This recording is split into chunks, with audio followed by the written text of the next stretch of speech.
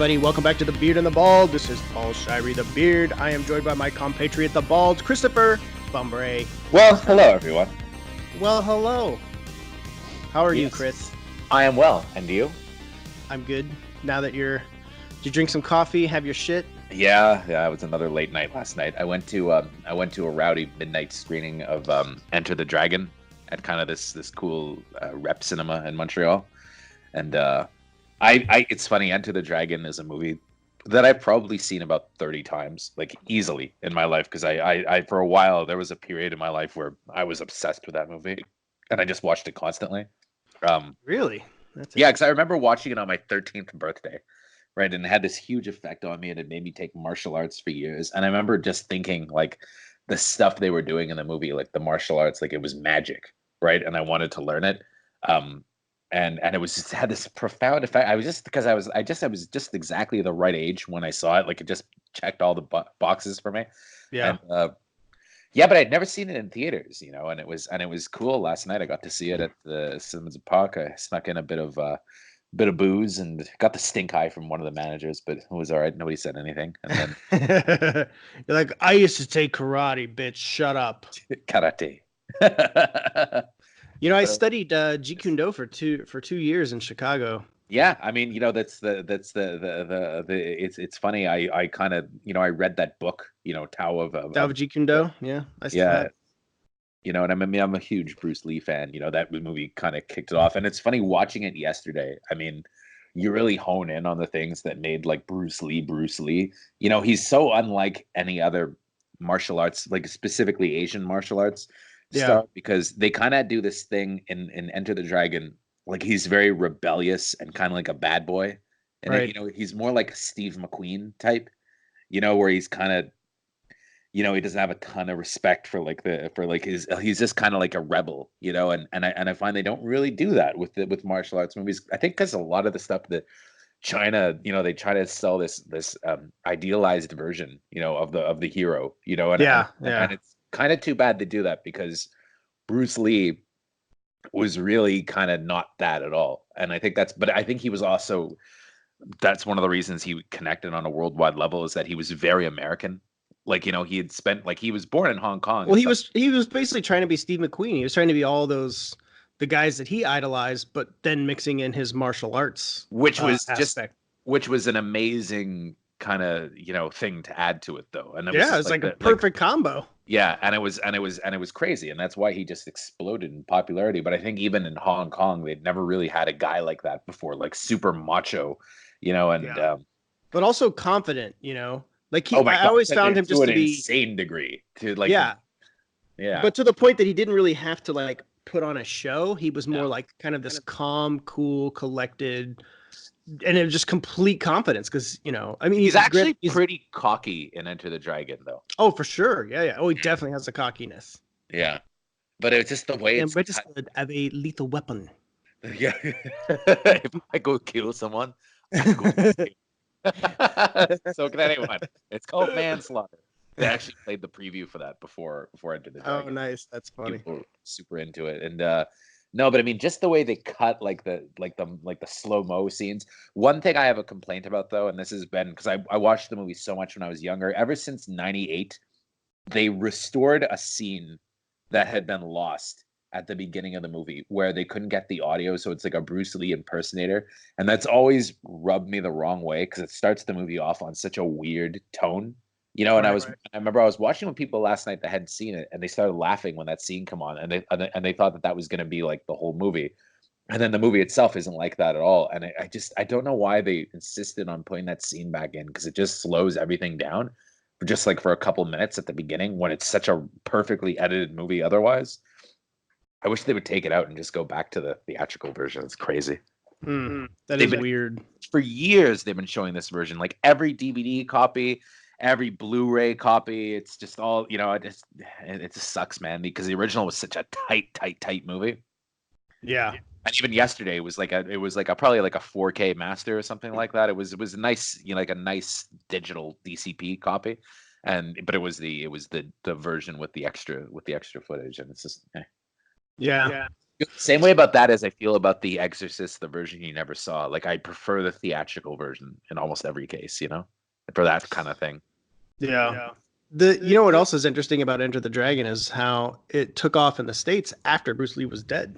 Well, yeah, because he died before it came. Well, he died just after they'd finished doing it. Like it was come out yet, and that's insane. But that's also something I think that was an ingredient though to his success. I mean, he was, it was that James Dean thing, right? Where James Dean died before his movies came out. And the closest I think that we've seen to it in a modern age is probably Heath Ledger as the Joker in Dark Knight. It really does give it that extra kind of edge, For sure.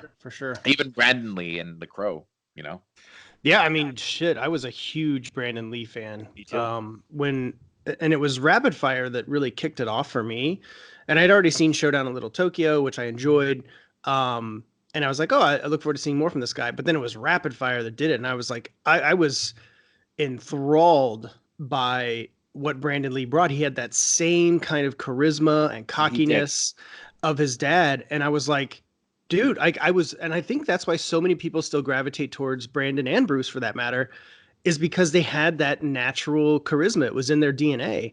Oh, and I think that's what so charismatic. That was both of them. It was insane. Like they were both, stars. Yeah, absolutely. You help but watch them on screen. And they were natural actors too. That was like both of them were good actors. They were just kind of. But and they were new. They didn't even get a chance to really explore or to improve or to like go into other territory. And I remember reading that Brandon had actually turned down a role in A Few Good Men to play one of the Marines to star in The Crow, which ultimately led to his demise. But that, who knows what could have happened from there. But in the end, like The Crow to me is just an absolute classic. I've seen that on. Love he's in it.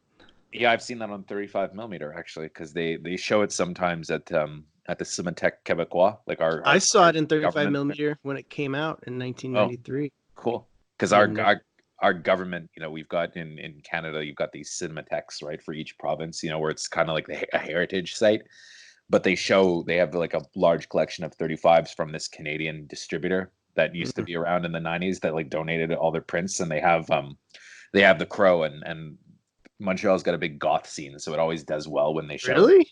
Oh yeah, I used to be in the goth scene kind of years ago. And I wish you were back. I wish you were back in the goth scene. No, you don't. But I do. I want to see you with painted nails, eye makeup. I had all that. Start wearing like a Kiss wig. I had all that. I didn't have a Kiss wig. I had hair back then. I used to dye it black though, which is probably why I went bald. But you're not supposed to use shoe polish, Chris. Everybody, I loved though in The Crow. I liked Michael Wincott as Top Dollar. Yeah, with that voice. Awesome. Dad's birthday. He does have a great voice, man. That's fun. Oh man! Bang! Fuck, I'm dead. Bang! Fuck, I'm dead. I was obsessed with the graphic novel. I still am. I think J.O. Barr's. Well, they were comics first, and then the graphic novel. But I just love the body of work that he created with The Crow. I think the comic is just so fucking amazing, and the movie was amazing. And although the sequel was not amazing, fuck everything that came after. Yeah. TV show, movies, they all were garbage. Yeah, none of them even came close. No. To what Brandon Lee did in The Crow, or even Alex Proyas for that matter. Yeah. I mean, he was a big part of the vision of that film, but nobody came close. I remember seeing The Crow, City of Angels in theaters, and it was just so abysmal. I was like, I was really looking forward to it originally because I loved The Crow back then. I would just watch it. Yeah, I was still wrapped up in it, but fuck, did that movie suck. The Crow also has a great soundtrack too. Stone Temple Pilots, for sure. The Cure. Yeah. It's Everybody Burn. That's so good. That's a great song. Yeah, I love that song. Yeah. It's a great movie. I feel like watching it again now, actually. I know. It happens all the time. That's like when I was arguing on Twitter about Thor Ragnarok being great, and everybody's like kind of going back and forth. And I was like, fuck, I'm gonna watch it. I started watching it again, and I loved it again. But yeah, speaking of Brandon Lee, of course, best movie you never saw. I did the video edition of it on Cool Videos, and it's I love Rapid Fire as well. Powers Booth is great in that movie too, and Yeah, It's funny. Zima, Al Somebody, Lang. somebody commented though. I didn't realize the two songs in the movie are both by Neil. Hardline.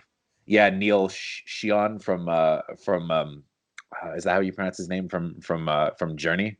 Because Is that who Brandon, that is? I don't know. Their yeah, yeah, band is hard. The band is Hardline. I don't know. yeah, I yeah. don't But know the enough guitarist about is it, the but guitarist is the guitarist from Journey. oh yeah, I love fucking. I had that Hardline album, man. I remember loving that. The song at the end of Rapid Fire. Anytime you need me, Yeah, I'll be there. it has one. Anytime at It has one kind of funny scene all. though during like the big love scene. I like that the song is called "I Can't Find My Way."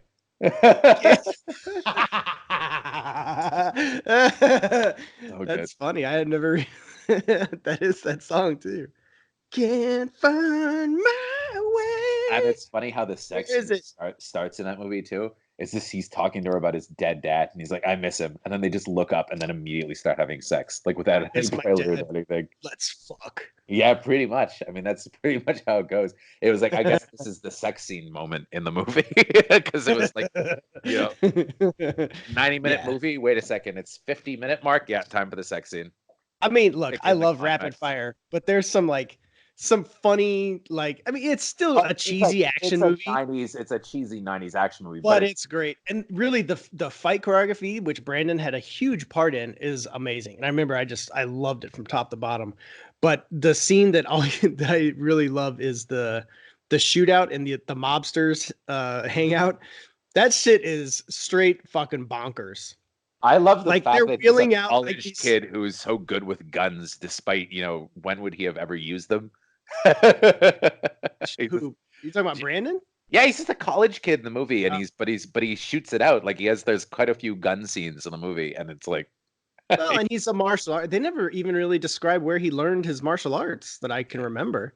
I mean, I He guess just he's he just Chinese. happens to be It's a he little just that era. happens I think that was yeah, enough back yeah. then. It's He's like, oh, Asian. Of and he's course just he there. knows. Of He's course he's a black belt. Are you kidding me? yeah, yeah, yeah.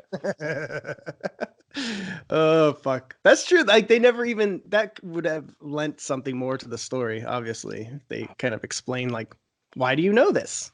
Why are you so good at fucking beating the shit out of people? You're That kicking director though, stairs. he did probably the only kind of like Seagal movie that I kind of like, because I really have a thing. Yes. I really don't like Steven Seagal, but I kind of like Marked for Death just because it's so over the top and ridiculous. And that was like Old his. White Little. He did Showdown in Little Tokyo too. No, no, that was Mark Lester. Oh yeah, you're right. Fuck, they're Yeah, yeah. interchangeable. But yeah, the Marked for Death had that great because of Screwface, the villain. Screwface. Isn't he the same dude from Predator 2? Or am I just like No, being racist? that's I don't know. I mean, I don't It think might be. so. I thought it was him because I mean, he sounds just like the one that's like Predator 2, like fucking voodoo magic man. I don't know. Could be. I I may haven't just seen be lumping Predator all 2 in a Jamaicans while. together. I I want to watch. apologize to all Jamaican listeners. I want to watch Predator 2 again. I love Predator 2 was on AMC the other night, and but it was so weird how they censored it because the scene where they go into the drug kingpin's lair and all the bodies are skinned and hanging from a rooftop. They Yeah. just put a mist over them on AMC, which is crazy that they do that because they show The Walking Dead AMC, every yeah, I was week. gonna say The Walking Dead, where they've like just have blood, guts, brains, gore Yeah, splattering everywhere. I mean Predator 2 is light compared to that almost, but I love the Right? movie. You know the great thing about Predator 2 is it gets infinitely better every time they make a new Predator movie. Oh yeah, I know. What a So missed opportunity though. anybody that doesn't like Predator 2, just every time they make a new Predator movie that just sucks worse than the last one, just ups Predator 2's game even more. I'm So shocked that in Predators, though, that Lawrence Fishburne's character is not Danny Glover. Like that would have been so cool if it had been Danny Glover. yeah. Actually I like Predators, but I still Yeah. like Predator 2 better. But I like Predators. Oh, Actually, Predator 2. I mean, no, it's for the Predator series, really. It's Predator 1, Predator 2. oh yeah, without question. I mean, Predator 2, I find is actually a pretty cool movie. No, It's it got, is, and it's got Bill like so Paxton. I've many always great liked it. stars, man. I've Bill always, I've always, Paxton, Maria Conchita Alonso, I've Danny always liked Glover, Predator Gary 2. Busey, Ruben Blades. Ruben Blades, Danny Just as an action movie, it's kind of awesome. And this, having, um, yeah. Stephen Hopkins fucking nailed that shit, dude. Stephen Hopkins, and it's just I loved Danny Glover when I was a kid too. my pal. I remember when it came out and he was starring in it, I was kind of like, I was pissed because Schwarzenegger wasn't in it. Yeah. I didn't really get why he wasn't in it, but I warmed up to Danny Glover real quick because Danny Glover's just fucking awesome. I always loved him when I was a Murtaugh, kid, though. baby. Yeah, exactly. So I was actually kind of excited when it came out because I was like, "Oh yeah, Murtaugh's getting a movie." Because I just saw him as Murtaugh, right? Like that I was mean, it. Danny Glover and Glover and Gibson, those are two guys that if I ever interviewed, I would totally geek the fuck out, Oh, man. me too, me Like too. I wouldn't even try to be professional. I mean, I would, but you know what I mean? I'd be like, oh my God, it's Murtaugh. Like, holy shit, that's so cool, man. I would just, that's all I would want to talk about is Lethal Weapon. You know, it'd be hard not to, but Be like, so anyways, Lethal Weapon. They'd be like, rep like in the okay. corner, Yeah, like let's looking talk. at me Okay, like, Predator 2 then. Let's talk about Predator 2. I know, right? And the rep would be like in the corner, like fucking motioning to me, like, what the fuck are you doing? I'd be like, I And can't then help you it. and Joe Pesci reteamed in Gone Fishing. I don't want to talk about his latest B movie. It's gone straight to video. I want to I talk do about Danny Glover though, because it's funny, when Gibson had his troubles, Danny Glover was probably one of the few people that really kind of stuck by him though during the yeah. whole. And Could have, Robert Downey Jr. yeah, and easily, and Whoopi Goldberg too, and Yeah. and Jodie Foster. I mean, a lot of there were some that really stuck by him, but I always thought it was kind of cool that Danny Glover did that. He never like disavowed him or anything like that. Like it was kind of cool that he did that. I found like Eh, that struck me as like Danny Glover was a pretty cool guy. you know, I don't. I have my thoughts on the whole thing, but honestly, I think like Hollywood could kind of go fuck itself for Oh like sure. really shaming Mel Gibson. Like you're Hollywood. Really? You think you have some kind of high ground here to I stand mean, on against Mel you Gibson? if All the shit that's gone down, and especially when you look at like what's been revealed over the years of like people that have been getting away with shit. It's like Mel Gibson said some fucking nasty shit to a cop while he was drunk, and his phone calls got leaked from a fucking bitter, divorce thing. And I'm like, this is causes you to lose your career for fucking over a decade? But then you have Really? people coming out now that are like serial rapists and pedophiles and stuff like Yeah. that. Like Like, give me a there's a fucking break. dark Shut the fuck up, Hollywood. there's a dark underbelly in Hollywood that we have only kind of like skimmed the surface of, and would horrify us if we ever found out, and Oh, probably for sure, hopefully dude. never There's find out. so many skeletons in the Oh Hollywood God, closet. Fuck. big time. Yeah. They ever came spilling out, fuck, half your heroes would be fucking villains. Oh, no doubt, no doubt. So, well, anyways, that was a fun trip back in time. Speaking Little of catch up trips, there. Ooh, speaking of trips. So, speaking of trips, I just got back from Tokyo, Japan. I have to say Tokyo.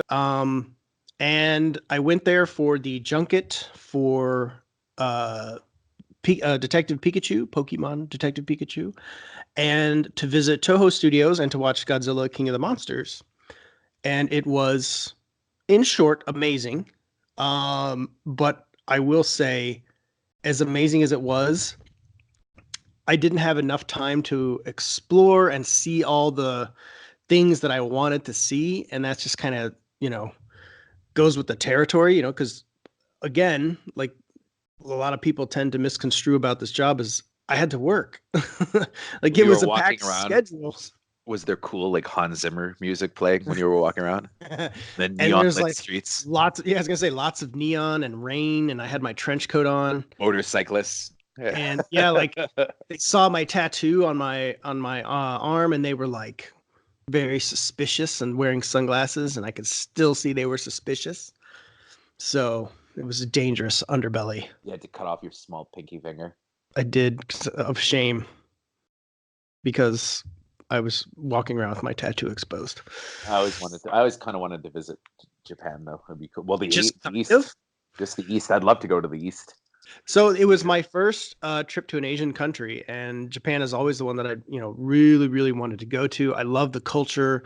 I love just, everything about, what they have to offer in terms of like just the art, the culture, Do you like have any good everything is sushi? just amazing. That is where it fell short for me, but I can't say that the sushi isn't the best in the world because I didn't have that much sushi. Oh, so you didn't go to that Jiro's Dreams of Sushi kitchen in the No, mall? no, Yeah. And again, it's like one of those things where, you're in this great place, but you're there to work. So you have to like Sure. be at all these other places. So I didn't really have much of an Hotel didn't have opportunity. like a sushi bar? No, they didn't. They had like sushi you could get from a certain like a outsourced restaurant, I guess, but you could only get it through till 9:30 p.m. And a lot Right. of times I wasn't back to the hotel till much later. So there just the opportunity wasn't there. Now I did make my own sushi Mhm. at this place called Hapo Mhm. which is like a suit like a one of those natural garden type like beautiful garden places that I guess you could say are stereotypical of the region, but hey, they are stereotypical for a reason because they exist and they are awesome. Like they have like the pool with koi fish and all that other stuff, which I got so much video. I'm gonna make two videos out of this. I'm gonna do a Pikachu one and a Godzilla one. Because I You just got spend so much footage. Did you spend a lot of quality time with Ken Watanabe? Because he's in both Um, movies, right? yeah, I know it's funny. I didn't realize that until I saw Detective Pikachu, and I was like, "What the fuck? Ken Yeah. Watanabe's in both of these." But Ken did come out after we watched Godzilla with the director Michael Dougherty, and they did like a little Q&A. And I posted some of it on my Twitter while it was going on, and I had to stop multiple times because they got so deep into spoilers, all the way up to the point when when Doherty introduced Ken Watanabe coming out, and I was like, I just stopped and I was like, I'm not gonna be the guy that spoils Godzilla. Like, I'm not putting this shit out. And he talks about like stuff that happens at the end and like all this other stuff. And I was like, fuck. Like, I don't know if Warner Brothers really thought this through. Cause like, and then right after they're like, please don't share any of this. And I'm like, yeah, like everybody had their phones out when we were recording. But thankfully, I think most people had the common sense not to share that stuff. Cause I was like recording answers and in the midst of recording, I was like, turn the camera off. Like, there's I'm not gonna share this. Like that's ridiculous. But it was Watanabe's cool. Watanabe's cool. I liked him a lot in Letters to Iwo Jima. Yeah, yeah, he's really good in that. Last It was Samurai, funny. great in Oh yeah, Last less Samurai. beautiful. Um, there was a couple points where he actually because his English is not great. In case you didn't already know that. So there's a couple of points during the Q&A where he had I guess not so much interpreter, but just like a guy that spoke better English than him.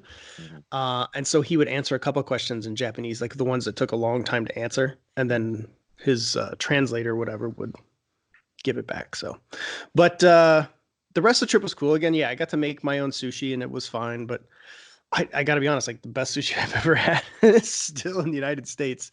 But I hope that changes someday, and I get a chance to explore more. I would love to go back. So did you And get to meet Pikachu?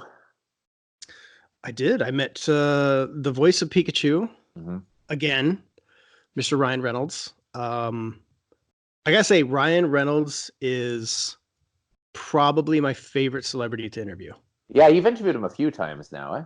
Well, this is the second time, Oh, and okay. he's just like he's somebody you can banter with Yeah, because he gets I it. interviewed him on the phone once, and he was pretty chill. Yeah, but he gets it. Like, I don't know. Maybe it's a personality thing. I don't know what it is. I'm not trying to trump myself up here. I'm just saying like there's an aspect of Reynolds where he's just like a down to earth guy, but he's very funny and witty, and you can go back and forth with him, and there's Mhm. no like misunderstandings or it's like he gets it if you're joking, Yeah, sure. and he gets it when you're serious. Like he just gets it. So he's just really fun to talk to. I had a really fun interview with him. I brought Pikachu in with me and I actually did brought Pikachu with me to all my interviews, and I just sat him on my lap while I talked to everybody, just to be weird and fun. But yeah, it was great talking to Ryan. It was great talking to Justice Smith and oh shit, her name's escaping me. Catherine The Newton. Catherine Newton. Damn it. They were both so fun. Really fun to talk to. The director was interesting. But it was good. It was a good junket. Pretty quick and easy one. And then took a trip to Toho Studios, which I never in my life would have thought that I would visit the birthplace of Godzilla. Yeah. And they brought us in, and it was very so in Japan, they're very much about being on time. Hmm. Everything starts on time. Yeah. Everything. Whether you're ready or not, they start on time. So the president of Toho came out and gave like a little, like, welcome. And then what they have are, I forget the name of it, but they're like Godzilla CEO. Like they have people that are in charge of just Godzilla stuff. And that's like their title, like Godzilla agent or something. And they are like, I mean, the thing is, they're still making those movies to death in China, though. I mean, it's not in China, in Japan. It's just like a huge, huge franchise over there. it's a big deal. But they're involved in King of the Monsters. They have an executive producer credit, and they actually had creative um, control over what the monsters looked like. They had to give approval. Well, I mean, when they Stuff. didn't have control, you got, the That 19, fucking epic bullshit. 1990. I remember seeing that in theaters. That was one of the most disappointing movies I Oh God, so saw. much so. God, I remember even So just as a kid, just wanting to walk out, thinking it was the worst thing. that was one of the first examples of a hyped movie being complete garbage. Yeah, that and Speed 2 Cruise Control for me. Oh, Those really stick out, having been, even as a young guy going to see them and like, ugh. yeah. Just terrible. Terrible fucking movies. Yeah. So anyways, while we were there, they had us in this room, and they pulled out from the archives like the original suits. They had like the Godzilla, they had Mothra, they had King Ghidorah. What's the other one? Fuck. I'm terrible with the names. But they had them all, and they brought out like the city. They have Godzilla's baby. No, they didn't have Godzilla's baby.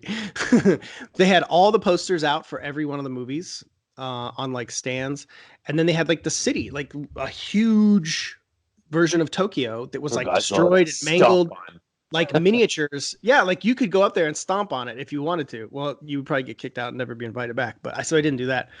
But I took tons and tons of pictures of that. They had a statue of the current version of Godzilla, which is in King of the Monsters. And then they had all these props from the old movies, including the storyboard book from the very first Godzilla movie, which was just amazing to see. And you could touch it and flip through it. And I was like, holy shit, this is like touching history, man. Like, this is amazing. How nice.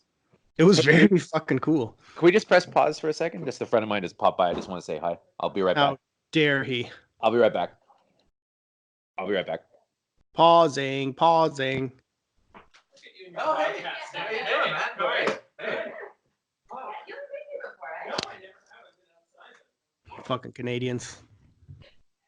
They're so polite. People come over. I would just yell at them from the window. Be like, dude, I'm busy. I'm fucking doing a podcast. Fuck off. And that's how we do it in America. We're assholes. But, we're still cool. I think so, anyways. So, yeah. I'm just going to hang out here while Chris is doing what he's doing. I wish I could tell you guys how much I loved Godzilla, King of the Monsters, but I'm not allowed to say anything about it because it's under embargo. I get in big trouble. So I can't tell you how much I loved it or hated it. But when I can, I will. I will tell you all about my thought. Godzilla, King of the Monsters, because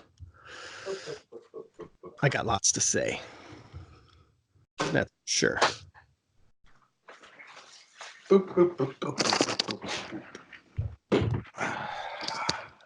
Sorry about that. Yeah, whatever. I still love you. Hey, can you just hang on? I'm gonna go walk my dog real quick, and I'll be right back. I got myself a vodka mud shake. You ever have one of these? What the fuck is that? Is It's that like a White Russian with? Yeah, it's kind of like a milkshake that you can buy, and it's got vodka in it. It's good. Whatever. It's it's 1:30. Little hair of the dog for Christopher today. Exactly. Oh my god. So anyways, back to my Toho Studios visit. I took tons of videos, so I'll have a whole bunch of video of that to show you guys. But it was really just amazing to see all of that shit. They fed us, and then we sat down and watched the movie. Can't really say, I can't give any kind of sentiment about it whatsoever. I'll get in big trouble. Um, you know, I like to continue to have access so that I can Yes. report on this So you can stuff. go back to Tokyo and Well, I mean, without access, I can't watch these things and I can't talk about them. So I'm uh, really hoping that at TIFF this year that they bring the Joker. it's possible. It's a good timing for it. I'd love to do the junket for Joker if I'm at TIFF. That'd be really cool. Yeah, but do you know how hard it is to get Joaquin Phoenix to do press? He's not going to do any interviews. He's not going to do any interviews. He doesn't do interviews. Why would he? He doesn't do interviews. Now it would be now talking to Todd Phillips. That would be a very interesting interview. More interesting, I think. That would be because the thing is, Joaquin's not going to tell you anything anyways. Like he's going to be weird, and he's a fucking talented actor. Let's just get that straight and clear. But he's not going to tell you anything that's going to really lead to anything substantial. They told when I did Sisters Brothers, when I did that junket, it was Annapurna.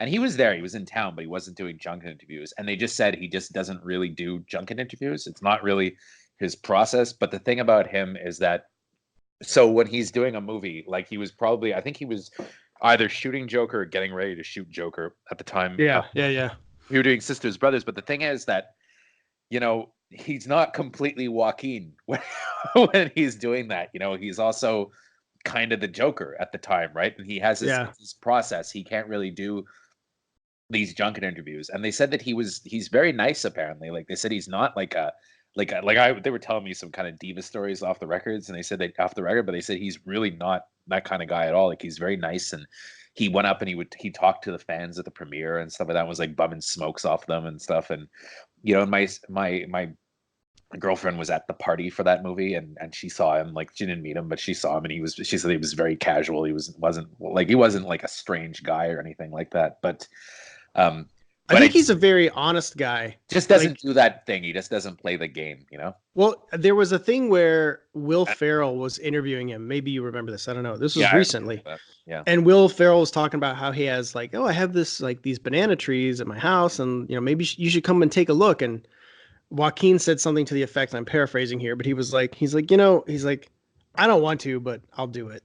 And then Will Ferrell started laughing, and he was like, wait, what did you say? Say that? And he's like, and Joaquin was like, listen, I'm trying to just be honest with people, rather than tell them bullshit. He's like, I'm just, I'm being nice. He's like, I'll come do it, but I'm just being honest with you. I really don't want to. I really don't want to come see your banana trees. Which is kind of fine with me though. Like I honestly Will Ferrell loved it. He was laughing at that. He was like, that's hilarious. I love it. It's great. Don't want to do it, just don't do it. It is kind of one of those things like, take it or leave it. And I kind of respect that about Joaquin Phoenix. A lot of his movies, it's just like, this is the movie, this is the performance. You can like it if you want, you can not like it if you want, and that's about it. And I kind of respect that. I'd love to interview Todd Phillips though, because I think it looks like a fascinating movie.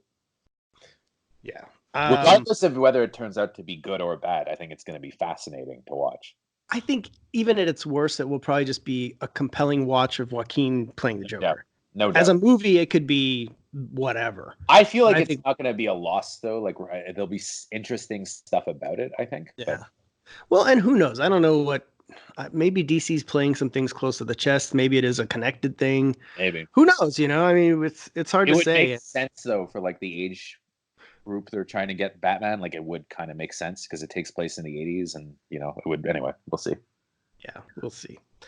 So what else are we going to talk about? So with this Hateful Eight extended cut.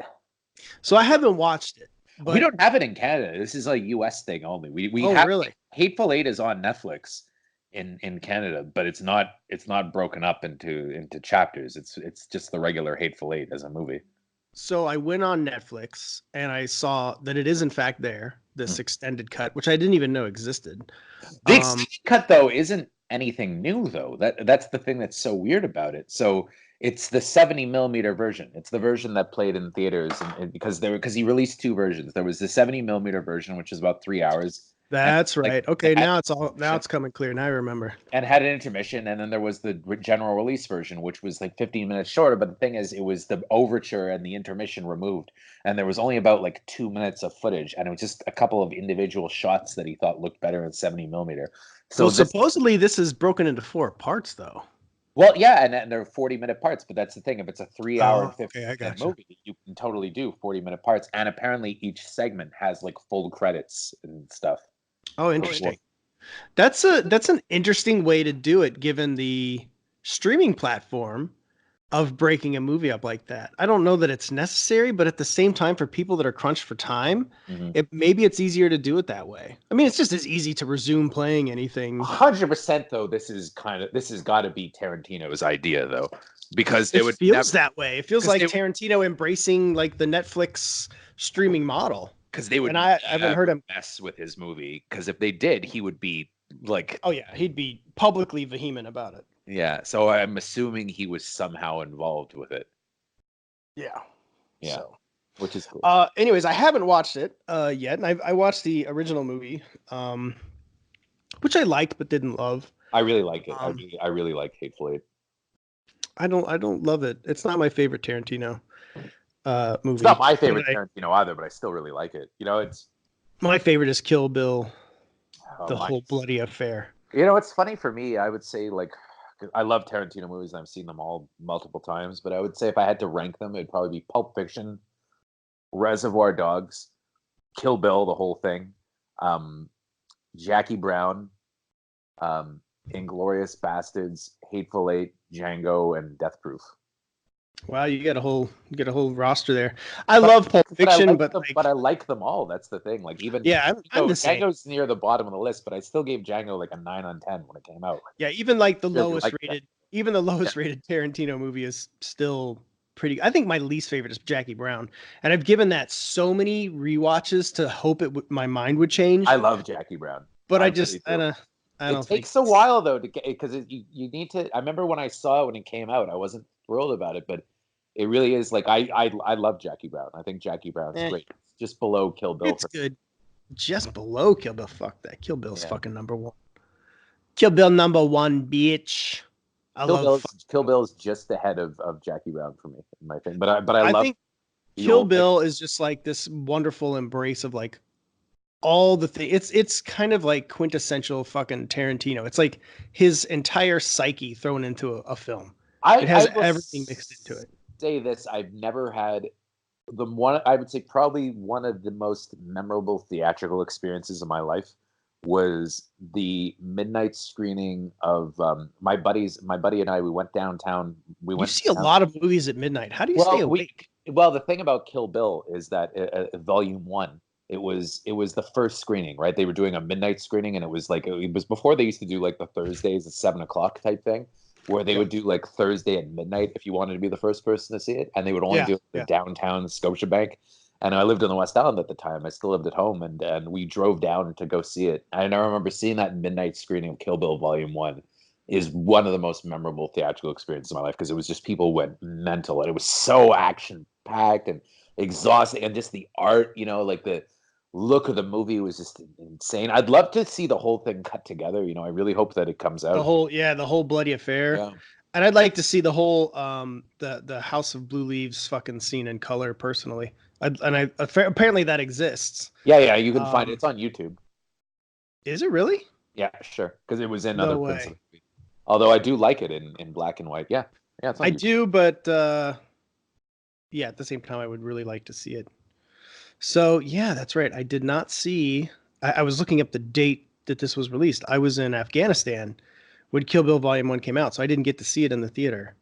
So I never got to see it in theater. So if it ever is re-released somewhere that I can see it, I will absolutely go. Yeah, it's right here on YouTube though. The House of Blue Leaves in color. Yeah. No way. I'm gonna have to watch that later. Yeah. I didn't even think to check YouTube. Because it came out in Japan, and I think in Asia it was always in color. Fucking amazing. I just love that movie. I love it. I've seen that in theaters probably. I think I saw it 3 times when it first came out in theaters, and like one was like I remember seeing it the midnight on the Thursday, and then going back on the Friday night to see it. And then I think I went like again that weekend, and then I saw it, a bunch of times on DVD. But then they had the what do you call it? I studied film. I was in a film class, and they had like a print of it, and they brought it in. We watched it there too. I love that movie. Nice. So, anyways, for those of you that have Netflix and you want to check out that extended cut on Netflix, then go ahead and check that out on Netflix. Netflix. I used to like working out to the soundtrack of Kill Bill Volume 1. Yeah, you just like that one song. You worked out in slow motion, didn't you? Yeah. which really though makes me viscerally angry whenever it turns up in a movie that's not Tarantino though. You're like, get the fuck out of here. Yeah, exactly. It's get like the how fuck the out fuck. of Yeah, here. exactly. What Who the fuck do you think you fucking are? Yeah, that makes me mad.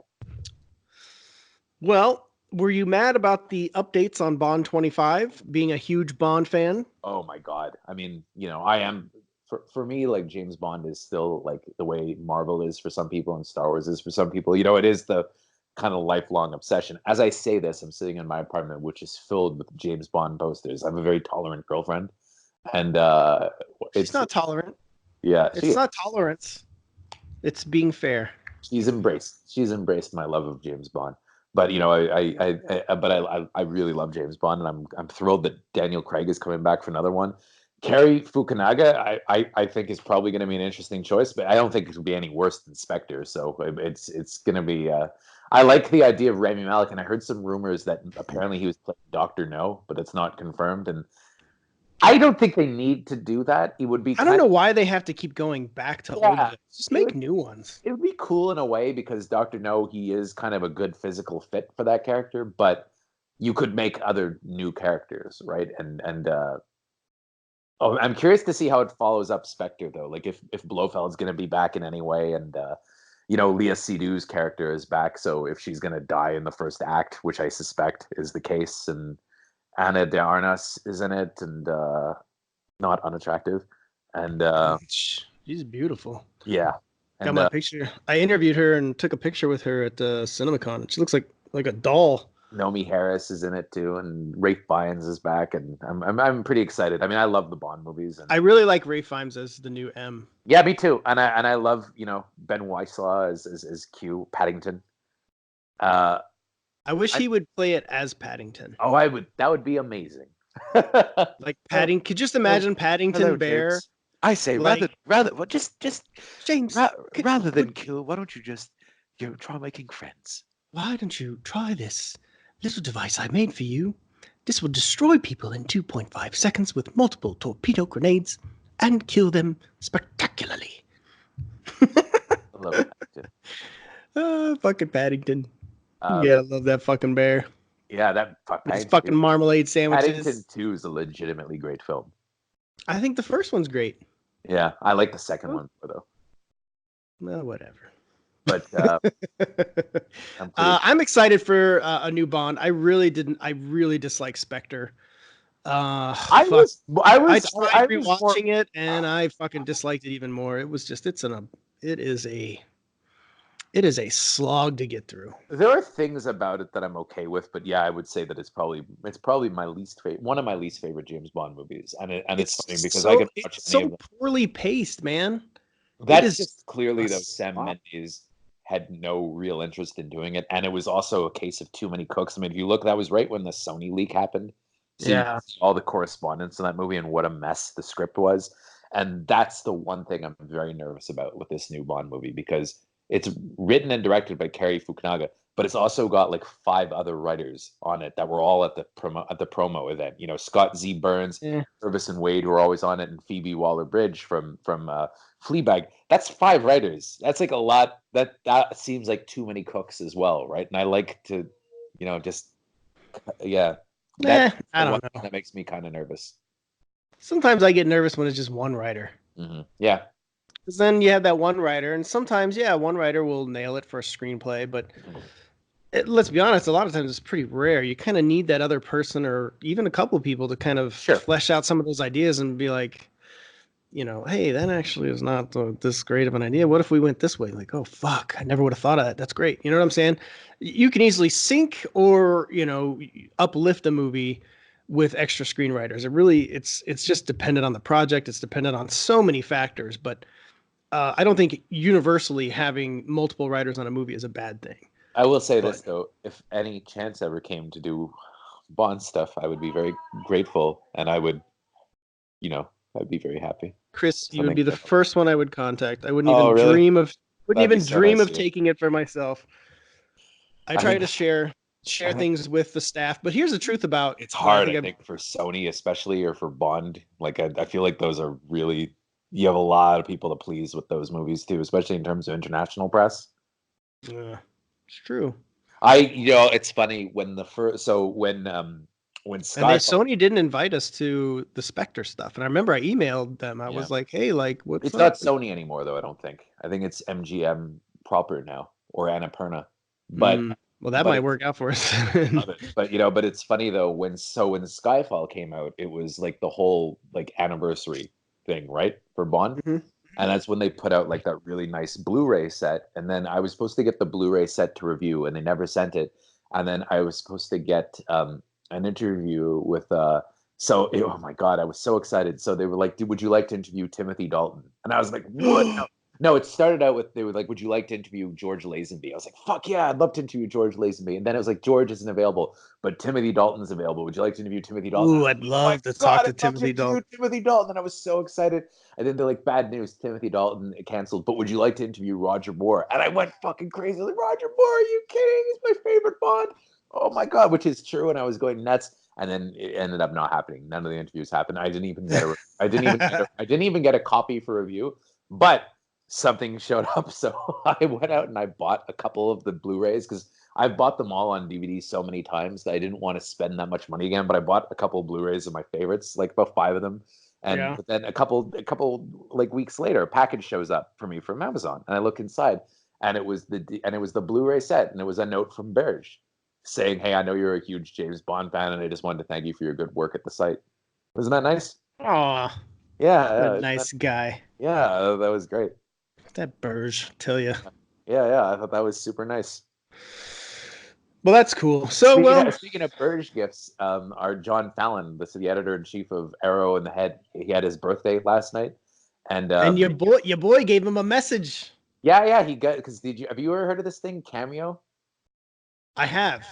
So you can get like stars and stuff to record messages and greetings, and so Berge got Tommy Lee to do it.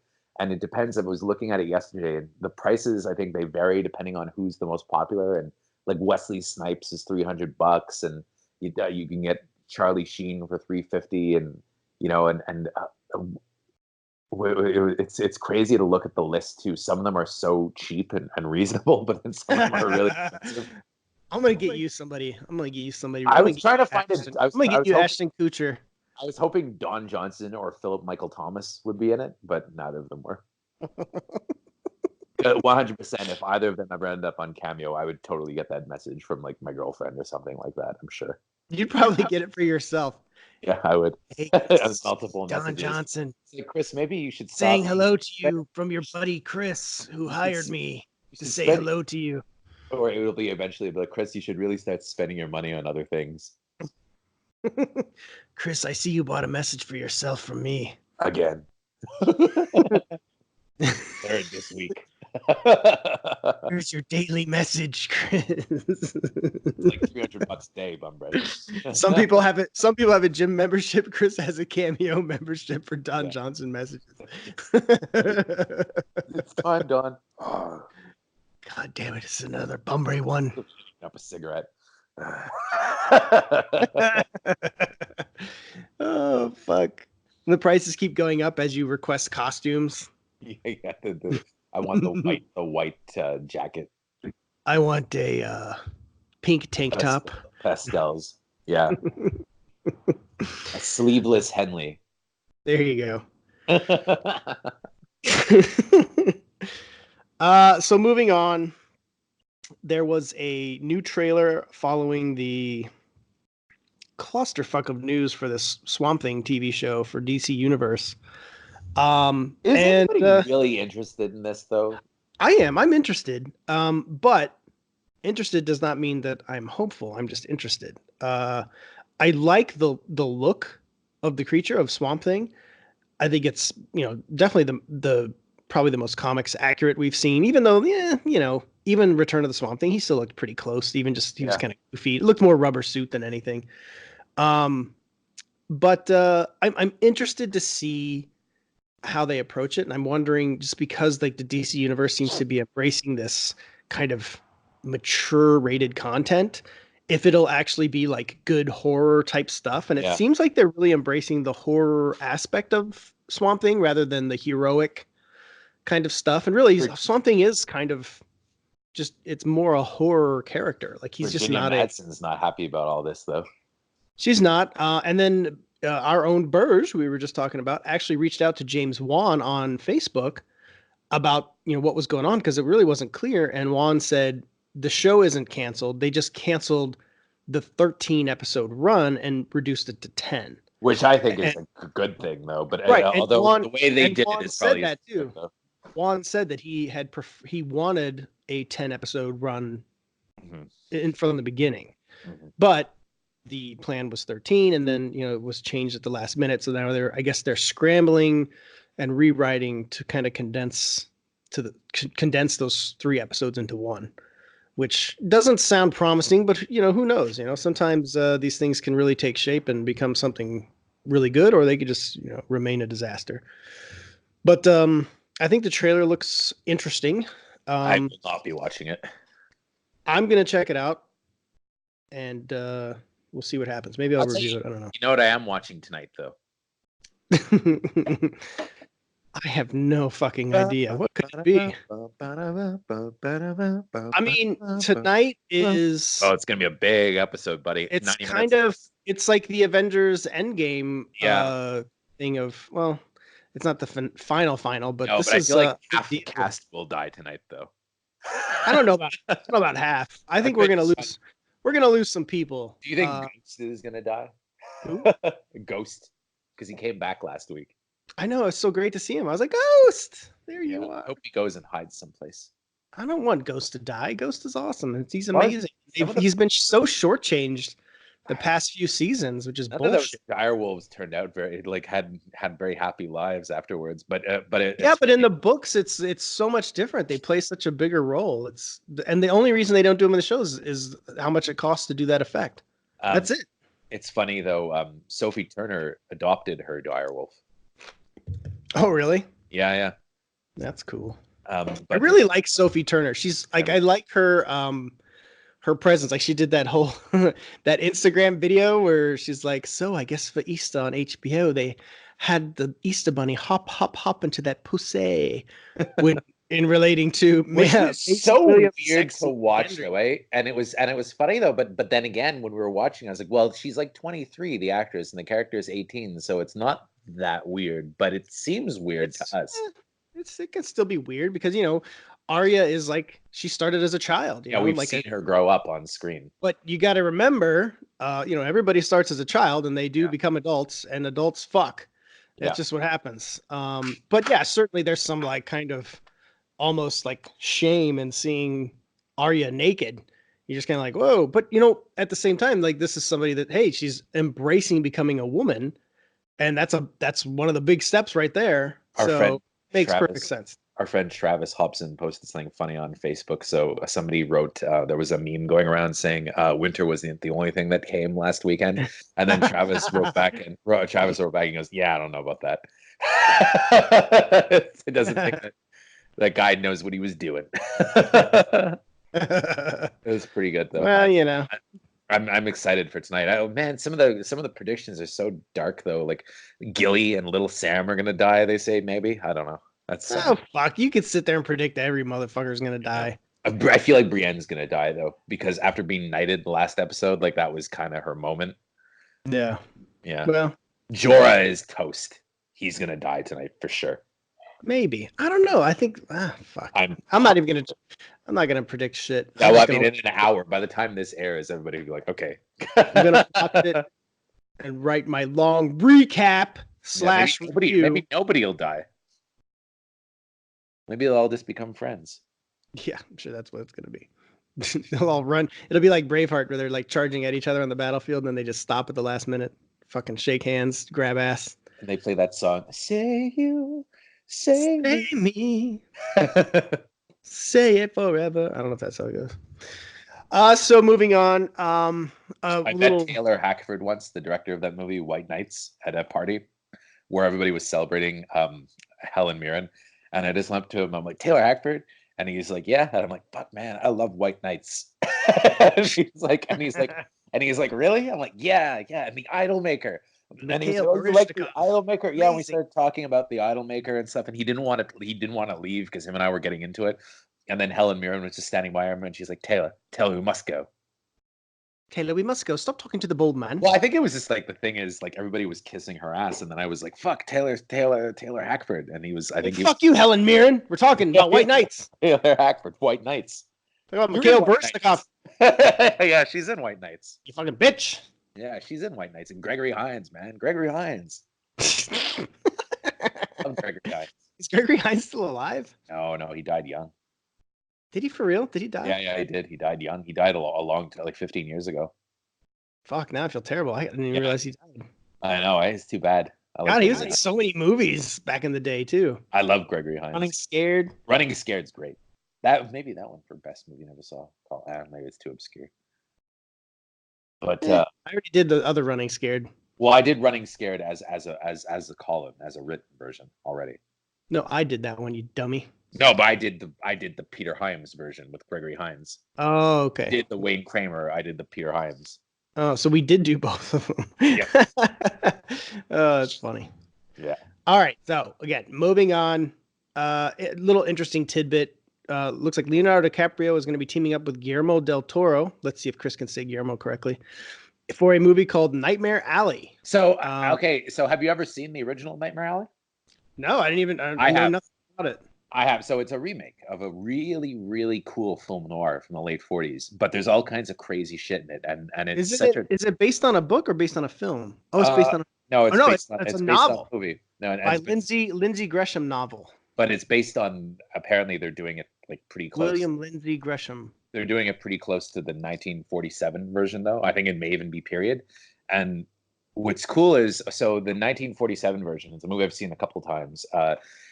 What it was is, and what you need for the lead of that character, it really has to be a guy who's like a matinee idol, like a really good looking guy. And it was Tyrone Power that played it originally, and that's why Leonardo DiCaprio is really, really, really good casting. But it all takes place in a carnival, right? And he's this kind of young guy who comes in and who's basically seduces all the girls there, and everybody loves him. And then he ends up kind of parlaying his way into becoming a psychic, right? Like a fake mind reader. And he starts conning people in high society and becomes like this kind of like a Gatsby type character. And you really need like a great Gatsby type thing. But then he has a come down that's insane. And if it ends like the 1947 movie does, it's going to end with him as a carnival geek biting the heads off of chickens. Yeah. Well, I mean, it seems like, just the description alone kind of gives it away in that sense, where it's like, it looks like the world just stands for the taking, at least for now. Yeah. Well, that's going to end. I can just see it. And then he's like, there's no way in hell, he vows, that anything like that will ever happen to him. So you just know it's going to be some Tales from the Crypt type shit. Oh, it's going to be, the ending is going to be such an indelible image. It's going to be DiCaprio biting the head off of like a chicken. It's going to be insane. People are just going to, like, as a carnival geek, and people are going to lose their shit. Well, it sounds like fun. I mean, it sounds like a perfectly Guillermo del Toro movie. The original movie is really, really good. It's actually, funny enough, one of my father's favorite movies, because my dad loved that actor Tyrone Power from the 40s, because that was his mom's favorite actress. And so he always had a kind of a soft spot for Tyrone Power, and so I saw the movie pretty young, and it's a pretty cool little movie. I could totally see Guillermo del Toro remaking it though, and then Kim Morgan's writing the script, the critic, and like that's her kind of her wheelhouse too. So it's interesting to me. I think that's going to be he's honestly like perfect casting, because they needed that kind of guy, like a good-looking guy in his late 30s, early 40s. He's in shape now. Well, somebody that looks good that can be taken down. Well, it needed to be, honestly, it was him or like Brad Pitt. You need that kind of guy. Like, yeah. And it was. I feel like he's perfect casting, like ideal. But apparently he turned down a P.T. Anderson and an Iñárritu movie to do it. Well, he already did an Inarritu movie, so. Oh man, I'll tell you that DiCaprio though is always pretty high in demand. That DiCaprio, he's so special. Well, you watch his movies though, and then you realize why he's in high demand though. I mean, the guy. Fuck. Dude, I knew back in like the What's Eating Gilbert Grape days. I remember like seeing a featurette on that, like on Entertainment Tonight or something, and him like it was really, very young and just kind of like the world was his oyster at that point. Like it was his very beginning. And then you watch the movie and you're like, fuck, this dude's gonna be a fucking star. I mean, I think he's great in The Revenant. I think he's amazing in The Revenant. He is. I mean, really, DiCaprio he adds a pedigree to every movie that he's in. Like it's just like fucking shit. Scorsese's favorite actor. so so he's I mean, dude, when you think about who's gonna replace Bob fucking De Niro for Scorsese's new muse. Yeah. And he chooses DiCaprio. There's a reason for it. Yeah, no kidding. I find it weird that some people still have like kind of like, well, almost everybody's kind of come around to him, I feel, but for a long time people resented him, I guess, because he was like a pretty boy and there were all stories about him, with models and stuff. But and you know what? Probably most of those stories are fucking true. I mean, Jesus Christ. It's DiCaprio, man. And I mean, I think, people like him. Just think about your, a lot of people. You have to look at the perspective that happens in a situation like that. It's like the dirt, when you're thrust into this life of fame and your life is just kind of like going crazy. And this is not a sympathetic thing I'm giving towards people that like make millions of dollars and have, this limelight. I'm just merely looking at it from a perspective of what that's like, and you're going to be thrust with all of these things. Yeah, and as a human being, you like just think of it as a man, okay? And I'm sure for women too, but just from a man's perspective, because I'm a man, that's one that I understand, is that you're thrust suddenly you have millions of dollars, you're in the limelight, your life is, changed, forever, and you just have everything being thrust at you. Everybody's like giving you whatever you need, whatever you want, and you've got women throwing themselves at you. What do you think you're going to do? So yeah. I think it'd be kind of hard just to have like a normal relationship almost at that for point. Anybody, anyone. Like, everybody likes to pretend like they're on this like super high moral high ground. I would. It's like, okay, let's put you. You have a week in Leonardo DiCaprio's shoes. Let's see what you do. Besides, try to save the planet. Oh boy. So, anyways, moving on. I'm going to step off that soapbox, and I'm going to step onto another one for Bad Boys for Life, which wrapped filming this past week. So all that time that we kept thinking they're never going to make another Bad Boys, well, it's been made. It's done. It's in the can. It's not directed by Michael Bay. Mm-hmm. So we'll see what happens. I mean, I'm kind of disappointed it's not Joe Carnahan, because apparently his script for it was kind of nuts, and Yeah, but what is it with Carnahan, man? Like the dude, like just seems like he can't work with anybody. Yeah, like, he can't get anything done, and he's always like, "Oh, I just, I was at odds with the studio," and, blah, blah, blah. And I'm just kind of like something done though. It's like, it was okay. It's never the best. It's like, I mean, I don't know. I like The Gray a lot, and I love Narc, but to me, those are kind of his only really good movies. I'm curious to see Boss Level with Gibson and Grillo. But it's kind of, he just seems like he's kind of a, I don't know what the right word is for it. It's just very difficult. Yeah, I guess difficult is probably the best descriptor for it. It just seems like he can't, he was going to make Mission Impossible 3. He was going to make Bad Boys for Life. He was going to make a Daredevil movie, like a Death Wish, like all these movies. And it's just like, no. So it's like one of those things like, well, what's the deal? Is it, you're telling me it's the studio or somebody else every single time, or you just, you just can't work with them? It's like, this has come from the guy who made A-Team, which I actually really like. I wish it would have been rated R. I don't like the A-Team at all. You go fuck yourself. I'm curious to see Bad Boys for Life though, because I like Bad Boys too. I love Bad Boys too. The more I liked it, just the insane bodies on the freeway, and I've only seen it the one time though. It's funny. I'd like to go back and. You've only seen Bad Boys 2 once? Yeah, and it's the. How do you live every day with yourself? I remember the head Klansman was Michael Shannon. Michael Shannon, yeah. Yeah. Oh, fucking shit. Will hey, Smith. Hang on one second. I'm gonna get a drink real quick. It's gonna take me just a few seconds. My fridge is feet away from me. Mhm. So you can talk into the microphone for those seconds that I'm away. You better say nice things. Oh, Paul's gone to masturbate. If I'm going to masturbate, that's going to be really fast. Yeah, just a second. I think he's already done. I'm opening the fridge. It's opening the fridge. It's a euphemism for something else. The microphone. Here we go. Opened by Diet Coke. Is it? Oh, it's a Diet Coke, eh? Diet Coke / beer. What's that? What's wrong with Diet Coke? You drinking Diet Coke? No, it's Diet Coke. Don't talk about your mom like that. It's not very nice. All right, so going back to my trip to Japan, I had the opportunity to watch a movie that's going to be coming out in a couple weeks. Little movie called Pokemon Detective Pikachu. Mm-hmm. Originally called just Detective Pikachu until Warner Brothers realized that holy fuck, people really love these Pokemon. Yeah. And I'm happy to say that it was quite good. I really enjoyed it. I had a lot of fun with it. The world building that's done in Rhyme City is pretty epic for Pokemon fans. I'm not sure. Here's the other. I got a full disclosure here. I know it's gonna sound crazy. I'm not a Pokemon expert. Yeah, neither am I at all. I just missed the cutoff for when the cartoons and the cards, same thing, the games and everything kicked off. Like I was just into high school. Yeah, same thing. So I missed it, but I always had an affinity for it. I always thought they were cute. I thought they were cool. I never was against Pokemon or anything like it. And my most recent exposure to it was, yes, I was one of the adults that was playing Pokemon Go and catching all these fucking Pokemon everywhere I went. I remember walking the streets of San Diego at Comic-Con, headed towards any number of fucking engagements that I had to get to and playing Pokemon Go while doing it. So, I started to get to know the characters that way and had a lot of, I think it's a fun app. I don't play it anymore because it just took up too much time and I have other things to do, like have sex with women. One woman in particular.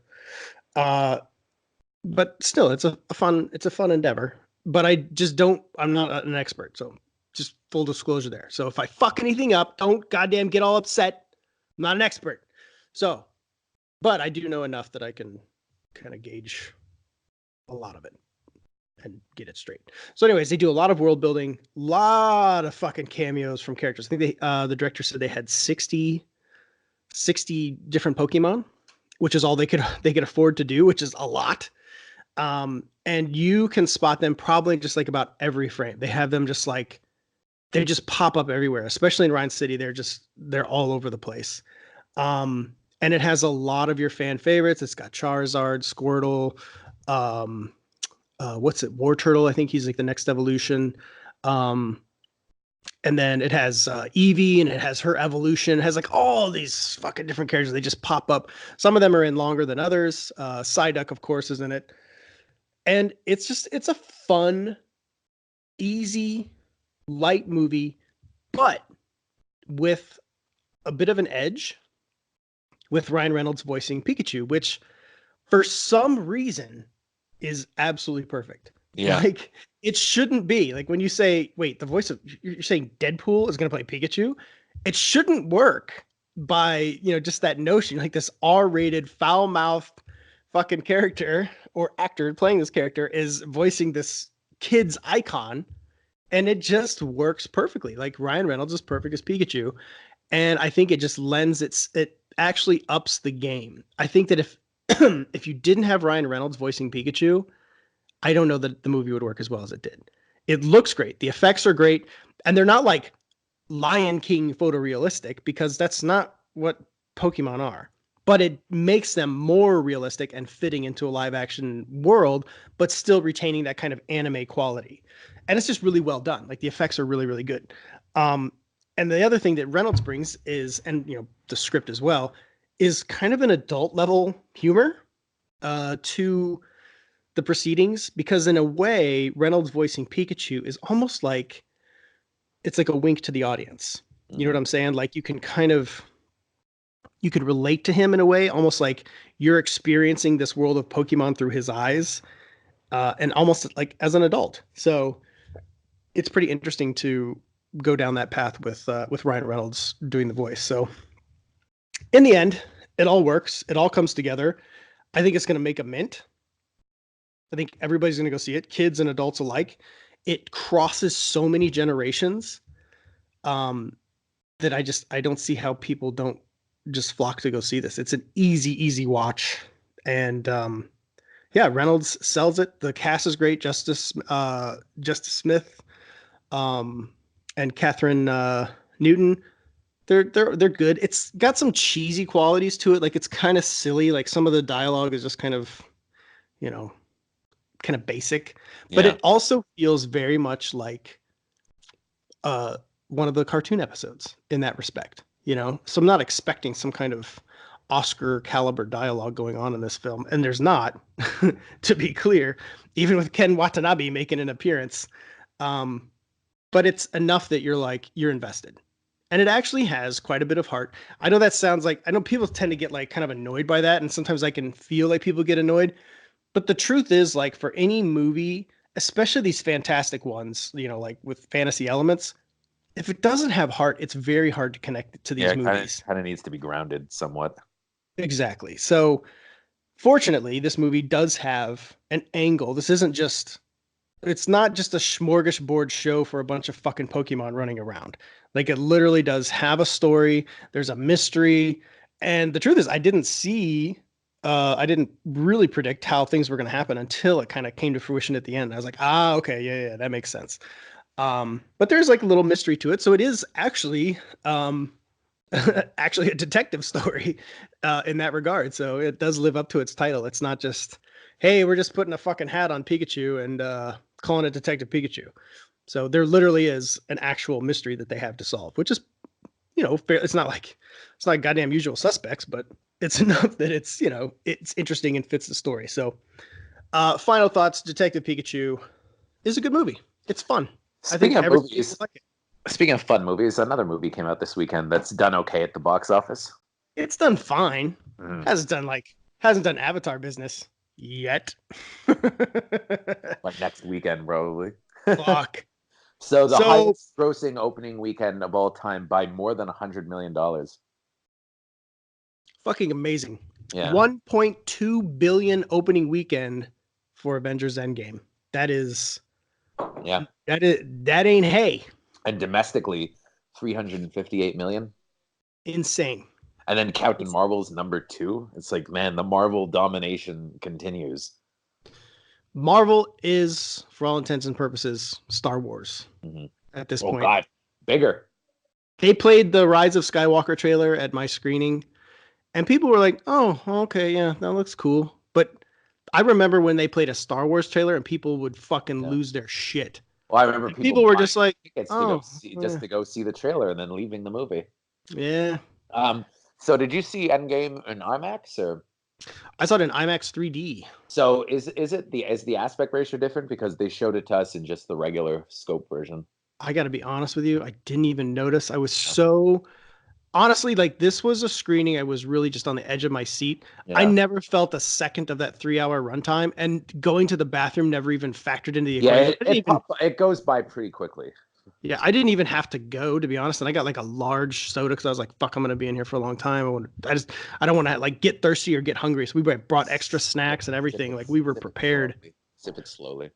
Yeah, but I didn't even finish it. But you know, I was so invested. And this is why, like what I said after I got out my initial tweet was that I have to go see this again to really Yeah. absorb it.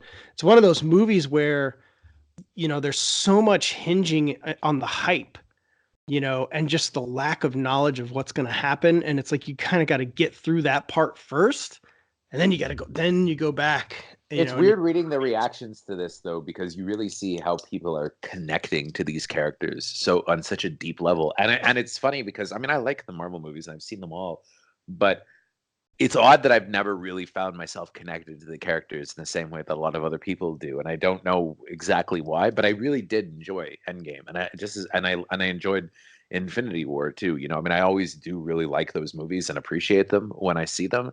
But it is strange to me like how much people really connect and are crying in the movies going to see it. And it's like I never got that emotional watching it. Like I was surprised at some certain things, but you know, it was. But I mean, I think you're right. You really don't feel the running time. It's a very entertaining movie.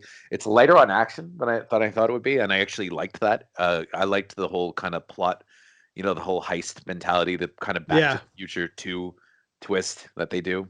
Oh, so So that fun. was cool. Yeah, it was fun, and it was, and you know, and I really liked the addition of Paul Rudd to it. You know, I thought he kind of gave the movie a little bit of levity.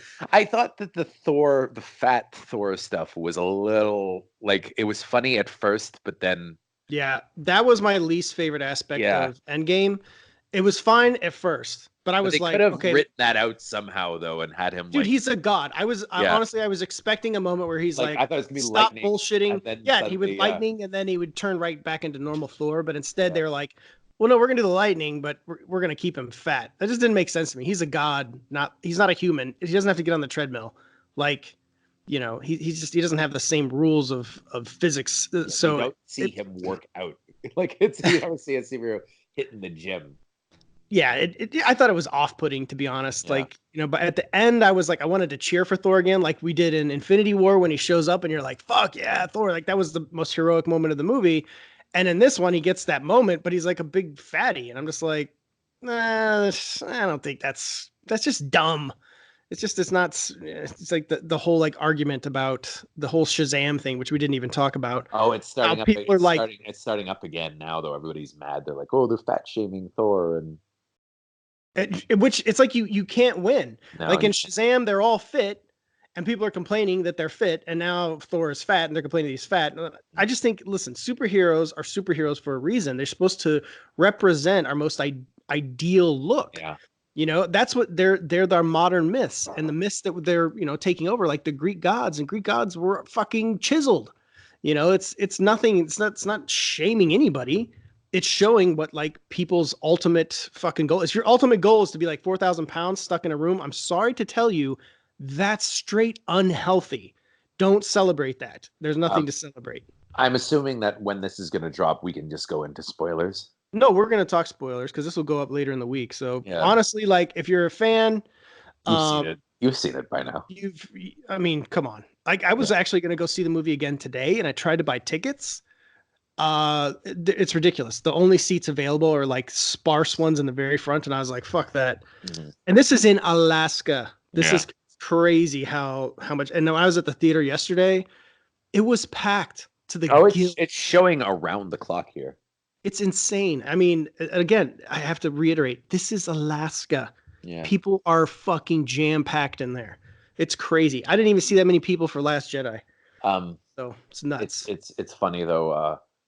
So some of the stuff though, like so Black Widow, I'm assuming it's gonna be a prequel, the next one, or So okay. although so you could bring her back. I mean, this was my thing. I don't understand why they killed her off. yeah. It doesn't make sense to me. That whole sequence I didn't care for because it was just a retread of. So you had some issues with the movie then. Oh, for sure. It's a perfect movie. It's not a 10 on 10 for me. I'd give it like, I guess if we're going to talk numbers, I'd give it like a 9 on 10. And I did get emotional. Like I love this stuff. This is my bread and butter. I nearly cried a number of times. I didn't actually cry, but I was like so many points. I was like hyperventilating, like, oh my God, this is, getting the tinglies, the goosebumps, whatever you want to call it.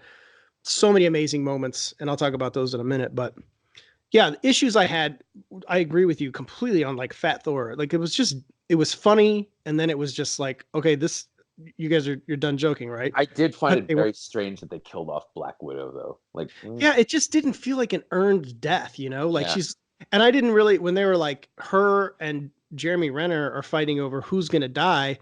Yeah, I know. It's like, okay, why is it so important that Hawkeye lives? It would have been moving if he had sacrificed himself to save his family. It would have been kind of, that would have been a really good moment, Yeah. I guess in a way they were like, hey, we've had, men and women can die in this movie, but it was like, why Black Widow though? Like, it just didn't show. I mean, she'll be back though. Clearly she's going to be back. I mean, well, she'll be back maybe in a prequel, but here's the other thing is like, why have her come back for a prequel? Mm-hmm. Like, what is that? I mean, it's just kind of weird. I guess it's possible though, or is they haven't said? Yeah, they haven't said. Because I mean, it's a Marvel movie. You can kind of do whatever. So, and here's the thing: at the end, when Cap goes back and he's got all the stones, I thought for sure, and as soon as he was going, I knew he was going to come back as an old man, or would Yeah. show Oh up, God, me too. Yeah, yeah. Of or he course. would show up like as a statue or something where things were altered and he had gone back and lived his life, something along those lines. But I knew that was going to happen. But what I also expected was for Black Widow to pop back up, Yeah, me too. because I feel like Steve with those stones, because they were like he could take as long as he needs. He could have been gone for years and years and years, and come back in a second. So he could have done so much. He had all the stones. So I don't know. I feel like maybe they'll explain that, or that'll be part of the Black Widow movie. Maybe. But I just didn't feel her death was earned. I thought it was kind of hokey and just a retread of Gamora's death. And I don't really. I mean, are we trying to say, because this was my maybe it's my misunderstanding. And again, I've only seen the film once, but my understanding was that you had to kill, you had to sacrifice the thing you loved the most, right? So are we Yes. saying that Black Widow and Hawkeye loved each other the most? Hawkeye loved Black Widow more than his family? Because Yeah. that, it just doesn't add up. No. And Black Widow loved all of the Avengers, not just Jeremy Renner, not just Hawkeye. So I'm just I've got to see it again, I guess, to really make sense of that, because it just Um, didn't come. I mean, some of the stuff, the time travel stuff, didn't make sense to me. Like, I thought it was weird that, oh, what's her name? Karen Nebula was able to kill herself, the past version of herself, and not affect the future self. I know they have rules for that, saying that it's that your future self becomes. I just found that kind of confusing. I was scratching my head throughout. Yeah, I was the same way. And there's some Yeah. people, I see some people on Twitter kind of like being high horse about it. And like, well, you just don't understand time travel. And I'm Yeah. like, listen, dickhead, nobody fucking understands time Yeah, travel. because it's not a Time real thing. travel is an enigma in itself. Exactly. It's not a real thing that we could fully comprehend. To my knowledge, Mhm. there's no fucking real time machine. And I don't know. I think that if time travel actually existed, I feel like the changes that would constantly be made would just be natural changes in that Yeah. sense. Like, in that you would never really know, because it's like anything you change just becomes like a Reality. natural free flowing thing. So you would never be able, basically what I'm saying is you'd never be able to like, oh, look, that changed, because you would never know. You know what I'm saying? Like, it just becomes it. You wouldn't be like, hey, look, it was Twin Pine Mall. Now it's Lone Pine Mall. It's like, So, okay. So what do you think though, getting back to the movie though, what do you make of the ending when they bring everybody back that it's 5 years later? Do you like that or but it's not. no, but it's 5 years later though. They brought everybody back, so everybody's been gone for 5 years. But they haven't. No? No. So remember, the Hulk snaps to bring everybody back, Mhm. right? Yeah. And everybody comes back. But when he snaps, everybody that comes back, they come back like minutes after they died. They didn't But come back 5 years later. They came no, no, back. but they're here now, and then they even have a scene where Spider-Man says to Doctor Strange, he's like he said, "Oh, we've been gone 5 years. Let's go." Right. But they were only gone for like a few seconds. And when the Hulk From snaps, their perspective, right. but Yeah, from yeah, yeah. everybody else's perspective, they've been gone for 5 years. See, I think they actually went back 5 years. No, no, no, no, no, no, no. They've been gone for 5 years. Yeah, but I think when Hulk snaps He and they just brings all come back, everybody just comes back, but they're not back where they were 5 years ago. Because I don't then know. It's a little perplexing. Iron Man's daughter wouldn't exist. The only thing, yeah, I guess that's true. The only thing that confuses me though, and that doesn't add up, is Spider-Man goes back to high school, Mhm. and his friend Well, is there, and he's 'cause unchanged. he probably disappeared too, though, because 50% of the world's population disappeared. Ah, yeah, I hadn't thought of that. It makes Yeah, sense. Okay, that adds up. That adds up. If that's the case, that adds up. But they yeah. never showed him it actually disappear, so we Well, don't know that. he could have, though. I mean, He that's could have, but that's assuming quite a bit. yeah, he probably did. Okay, we'll see, that would add up then. Okay, so that makes sense. What But do you yeah, think? that's fine. I don't What really would you care. think of? What do you think of Iron Man's big moment? I thought it was sad. I thought it was bittersweet. It was cool. It was an emotional moment, and the truth is, I really need to see it again to kind of fully. Here's a beautiful thing for me personally. I managed to avoid every single spoiler. That's good. I'm glad. I don't know how I did it. Maybe being in Japan helped. I stayed off, like, and I could see people tweeting things on Twitter, and it's like I turned my eyeballs off Mhm. And yeah, you know how like sometimes like you don't want to see something and you just kind of like turn your peripheral vision away. That's what I did. Like because I still tweeted a few things, uh, when the movie opened, but I would just tweet and not follow up. Yeah, You know what I'm sure. saying? And then I didn't do any Google searches, and I just avoided the news. I avoided anything because I just didn't. I really, really, really didn't want to be spoiled. Yeah, of course. And I stayed out of the comment. I didn't go to any comment section. So I think if anything, I proved to myself and maybe to anybody else that you really can avoid spoilers if you just try. And I think people just don't want to try. You know what I'm saying? Or they expect, Yeah. and that's why, like one of our listeners, they like tweeted like, hey, you guys should turn off the comment section. I'm like, Yeah. no, I'm not going to do that. It's like if people want to avoid spoilers, you it's like, Enter at your listen, own risk. Yeah. I give you a warning here. Hey, there's a minefield right there. Don't walk there. You might get blown Yeah. up. And if people walk there still, that's not my problem. I Yeah, told there's them a not lot to. of people that will just comment on that stuff too. I mean, on the YouTube comment within like a minute of it going up, there was already somebody spoiling the ending. There were people that posted the ending on Twitter from screenings that they got somehow that were like showing pirated video from their cell phones, which was ridiculous. And I hope Yeah. they get caught. I hope that they get into big trouble. But I the whole Iron Man thing though, I did like it because it did feel like kind of a natural end to the series, considering it all started with Iron Man, and Yeah. full Yeah. circle. And I liked the ending. I thought that was well done. Now, in terms of guys being gone from the series, though, I feel like Captain America, they left the door open. He could easily come back. Here's the beautiful thing about Cap. Mhm. So, for one, he's not dead. Yeah. So Even in the present version, he's not dead because he's still just an old man. yeah, that's what I mean. He's not dead. So Yeah. even in the comics, they've had multiple times where he becomes like the 90-year-old man, and Yeah. they always find a way to bring him back. Well, They they could always also find a way to just make give him him. an injection, and then all of a sudden he's like, hey. They trust me. And here's the other thing too. There's still a Captain America, presumably Out frozen in ice, right? Yeah. So, I mean, who knows what in terms of like what he changed and when he went back. And that's the other thing is when he went back. I mean, he linked up with Peggy Carter. He got married, but what else did he do? Man, Like kids. I mean, you could do a whole TV series on what Cap did in that time frame that could span 60 years. And also he probably had children, so he could just have Chris Evans as the young Yeah, Steve. I mean, there's all there's all Rogers, manner of things. Yeah. So let him have a in that couple sense, lean years in his career, and then he'll come back. I think well, he's and it could be a fun reintroduction, of an older Steve Rogers coming back in a future Marvel film. It's like, hey, they're in a situation where they need Steve Rogers. And listen, this happens all the time in the comics, and I think people will miss him. I think he is next to Iron Man, or maybe above Iron Man. For me, it's above Iron Man. Yeah. But he is like the most popular of the movie characters. So I think there's a good chance. But I really like the finality of this. I like the closing of this chapter.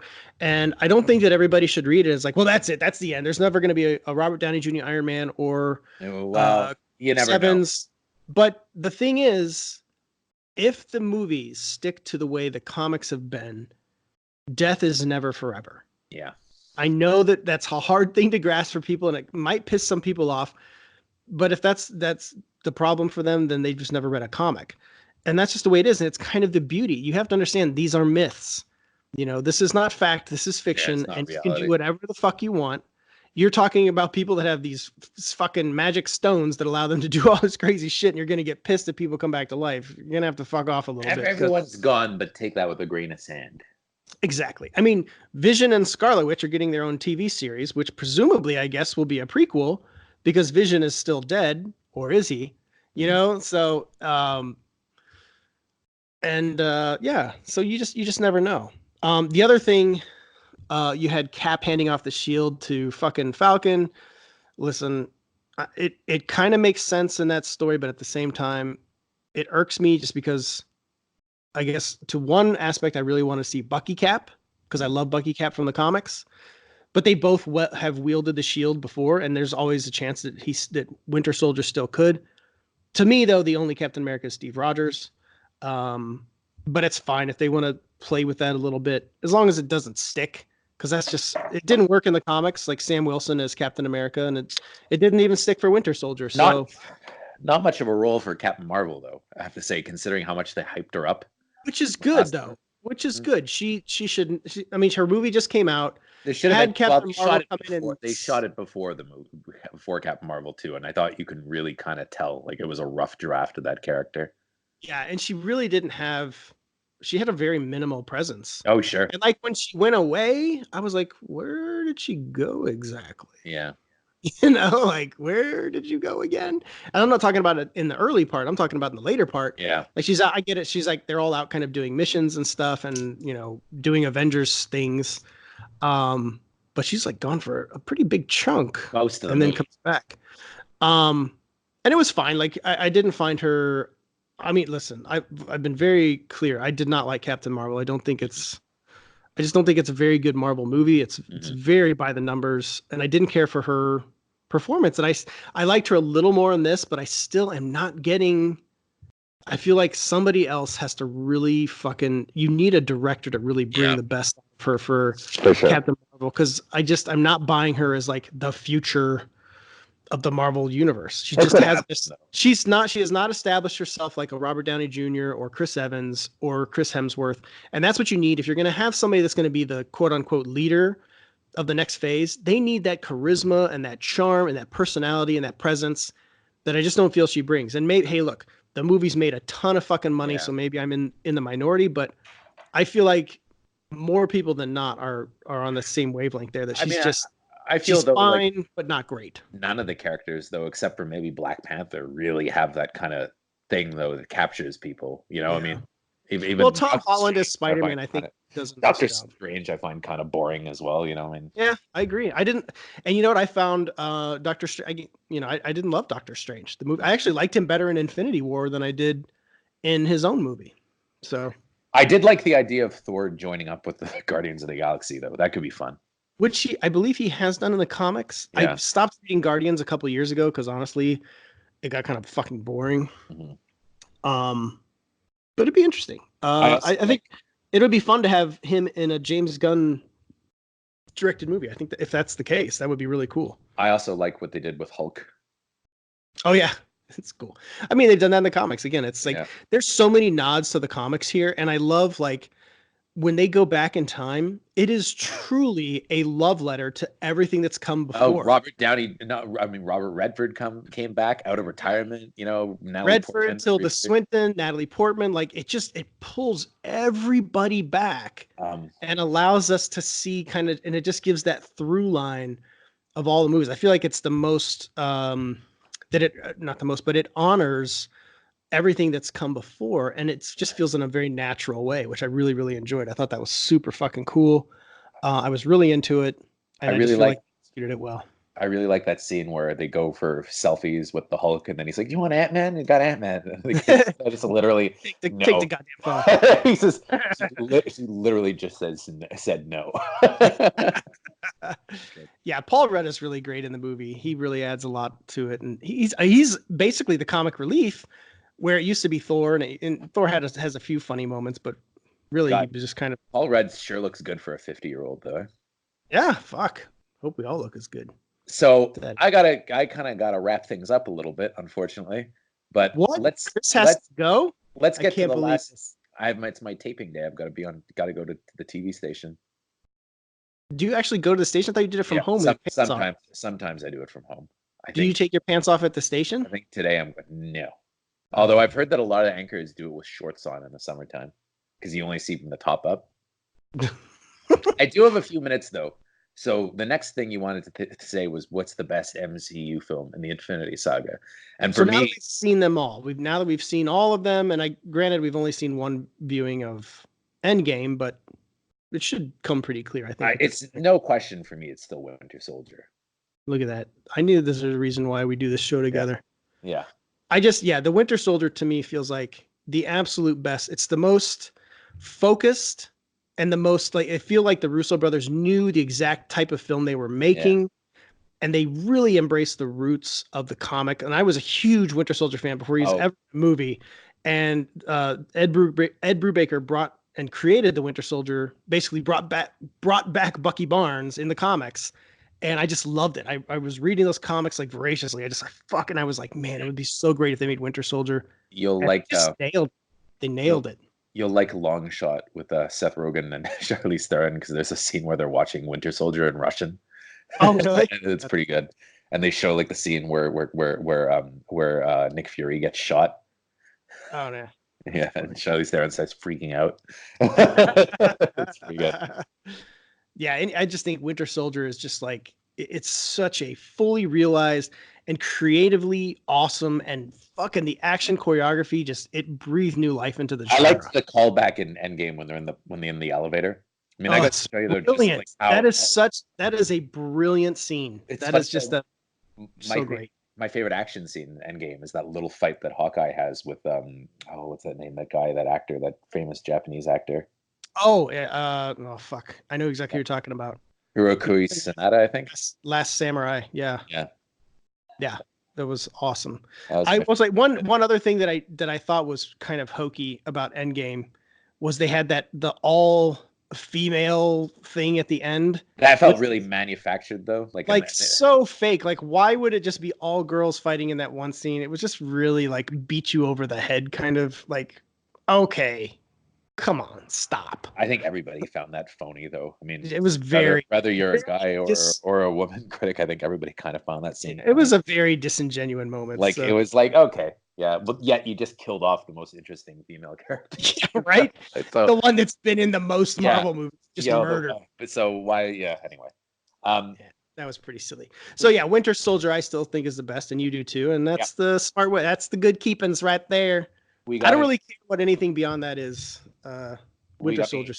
Any listener questions? All right, let's take a look. I'm looking now. The old mailbag. We'll start with Ulysses. Let's see. He has 2 questions.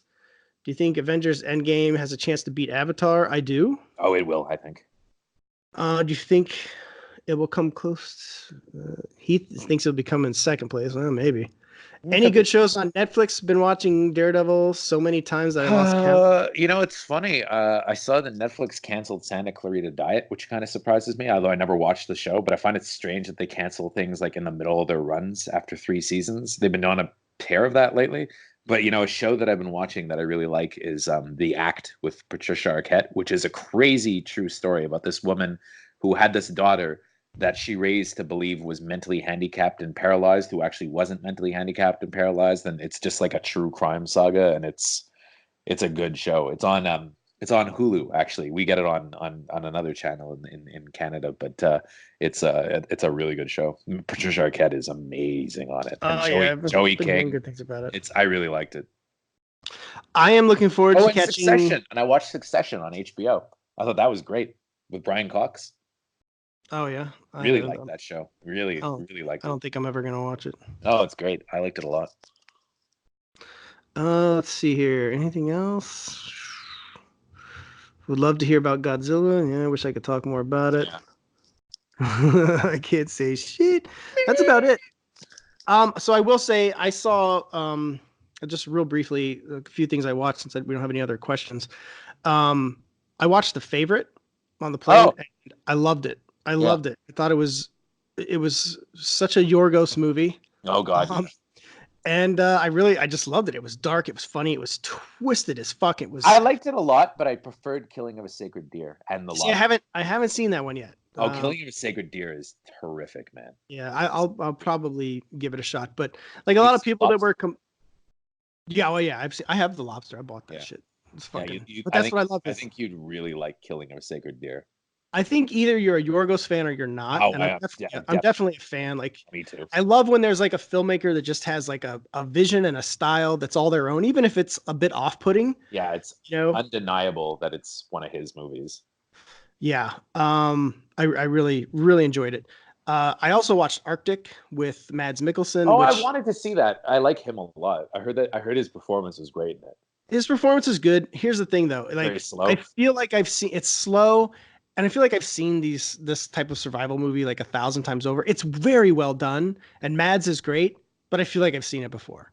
And I watched it. I watched the whole thing, and it was enjoyable. But by the time it was over, I was like, well, that was good, but I'll never need to see it again. Sure. It's like kind of your standard survival story in that sense. There's a few new nods, but it's good. But I can't sit there. I can't sit here and be like, oh my god, you must see it. It's like, well, if you like survival stories, you like Mads Mikkelsen, it's worth watching. And then the other two I saw that I didn't even finish because I couldn't even get into them was Wreck-It Ralph 2. Got 30 minutes in, I just completely fucking lost interest. I would play Tetris on my phone instead. And I started to watch Fantastic Beasts 2. Same thing. Yeah. Got about 30 minutes in, I was like, I just don't care. Those are kind of movies I think you need to kind of see them theatrically and, have nowhere to go and not be allowed to escape. Because if you're on a plane, there are other things that you can do. And I tend to have really limited attention on a plane. I think the only movie I've seen recently that I really got into on the plane was Game Night, which I hadn't seen. And I really liked that. Yeah. And I got really into that, but besides that, usually I'll watch a documentary, one that I can kind of come in and out of. Like I watched the Whitney Houston documentary, Whitney. I thought that was really good. I started to watch Meow Wolf. Yeah. On the documentary about the artist in New Mexico, and that was a similar thing. I got about 40 minutes in, and I just got to a point where I was like, okay, I got it. Like I didn't care anymore. So this isn't an attention span thing. It was just a thing where it's like. It's just not engaging, or it's like it's repetitive. Like there was just it wasn't going forward. It was just spinning its wheels. And I'm like, if I'm bored, I'm not going to sit here and just watch this shit just because I started it. So you can turn a movie off, which I did. Yeah, sure. I do all the time. So Chris has to go. So we're going to wrap it up, which is good though. There's a good length. So I am very much looking forward to seeing Endgame again. I'm sure we'll probably have some more thoughts and discussion in future episodes. I feel like there's a lot more to unpack. Oh, sure. With Avengers Endgame. So we just covered kind of your bare bones story beats here. And I'm sure I'll have more to say about it later. But I just got to see it again. I really got to. We'll have a lot to unpack next week after the Battle of Winterfell. Oh, fuck. Jesus Christ. It's going to be so much. This is an interesting year. It's actually, I'm going to write a piece on this of how 2019 is going to be the finality of 3 major franchises, at least 2 in their current storyline. So you have the closing of the first MCU Infinity Saga, and you have the end of Game of Thrones, and then you have the close of the Skywalker Saga with Rise of Skywalker. Yet I feel like none of them are actually over though. Like you're going to have more Game of Thrones, and you're going to have more. No, you will, but you're not going to have it with these characters. These characters have been put to bed, and these are characters that have lasted for decades. With Marvel, you have 1 decade. You have Star Wars, you have 50 years of these characters, and then the same thing with Game of Thrones, we have 7 or 8 years, and then count the books, and it's like this is the closure of some serious pop culture phenomenon. No, I mean, Game of Thrones, I was at a bar last night and they played Game of Thrones apparently every Sunday night on like 8 screens and at full volume. I mean, it's just a thing. I was talking to a buddy of mine who just got back from Mexico. He was visiting family in Mexico, and he told me that they watch it at the bars on the beach, and then when a character dies, they light a candle for the character. Like it's everywhere. It's huge. It's just this huge cultural phenomenon. Like it really is. Yeah. And it is. I'm very interested. Like where it's not that we can't find new things, but it's like where do we go from here? Well, you never know. That's the thing. It has to be kind of unexpected, and I think that's why the studios fail when they try to manufacture that kind of universe. I agree. Yeah. When they try to recreate what came before, it doesn't work. And it was never like intended to be this big. Nobody ever thought it was going to be this big milestone. Yeah. No, it's true. It's very true. And that's what it was relatively modest when it started. If you read that book, that I gave you, it's kind of, it was never this huge thing, and it was never a sure thing. That's for sure. I'm gonna read that book. Don't you worry. Okay, so that's it for this week. We'll talk some more next week. We have, we'll talk some Game of Thrones and whatever else pops up. There's rumors swirling that there could be a Batman casting this week. So if that happens, we'll talk about that. All right. So we'll see. We'll see what the week brings us. But Michael Stuhlbarg. What? He'll be Batman. Michael Stuhlbarg. You're fucking stupid. I think it's gonna be Wayne Knight. Oh, great! I love it. You know, we want an overweight Batman. Now we have a fat Thor. We want fat man. All right, buddy. Have a great week. No, you have a great week, and to our listeners, you guys have a great week. And You're very please special. check us out on Instagram. Give us a follow, Beard on the Bold Podcast. Give us a review on iTunes, unless you're going to leave some bullshit about how I'm like a racist and Chris is too polite. I'm Canadian.